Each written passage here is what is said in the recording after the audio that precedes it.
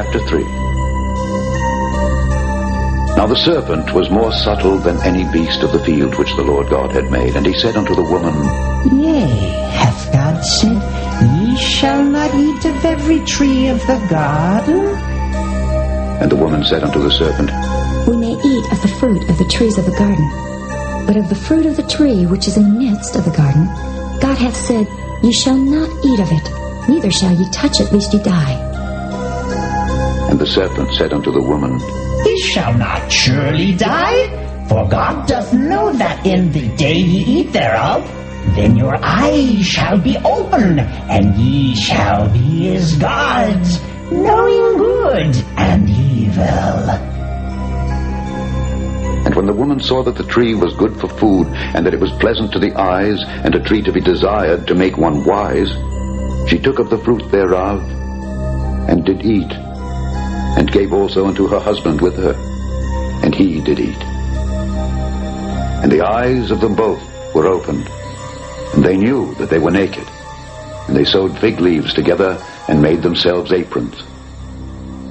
And they heard the voice of the Lord God walking in the garden in the cool of the day. And Adam and his wife hid themselves from the presence of the Lord God amongst the trees of the garden.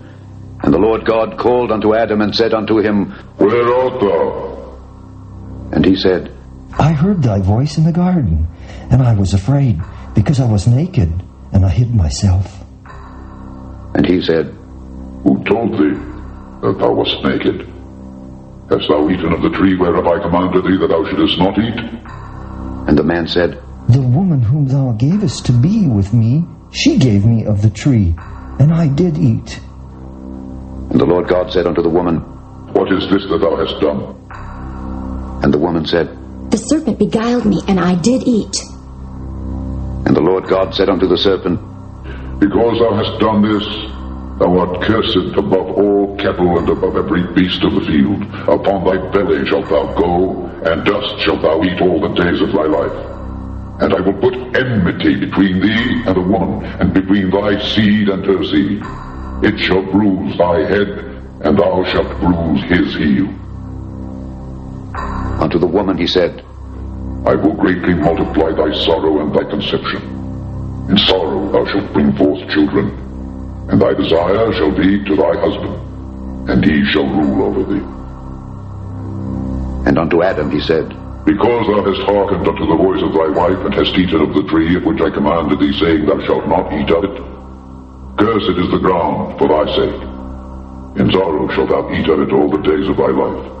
Thorns also and thistles shall it bring forth to thee, and thou shalt eat the herb of the field. In the sweat of thy face shalt thou eat bread, till thou return unto the ground. For out of it wast thou taken. For dust thou art, and unto dust shalt thou return. And Adam called his wife's name Eve, because she was the mother of all living.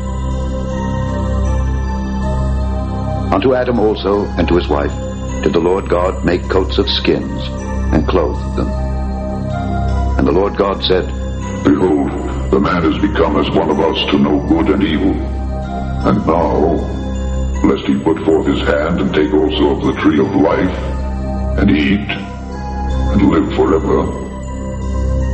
Therefore the Lord God sent him forth from the Garden of Eden to till the ground from whence he was taken.